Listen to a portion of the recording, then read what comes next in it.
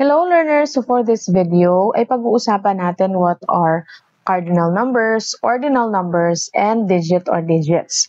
So let's first define cardinal numbers. So when we talk about cardinal numbers, are numbers which allows us to count the object or ideas. For example, number 1, number 2, number 3, number 4, number 5, and so on and so forth. So, yun po yung cardinal numbers or counting numbers.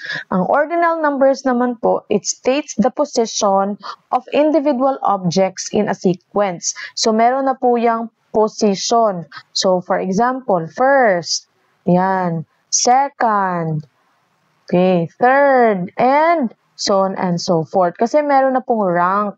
So, yun po yung ordinal numbers. Yung digit naman is a specific symbol or symbols used alone of in a combination to denote a number. For example, number 21. How many digit is that? That's 2 digits. That's number 2. That's 2 and 1. 532. That's 3 digits. 5, 3, and 2. So that's how you differentiate cardinal numbers and ordinal numbers as well as digits. Thank you so much for watching.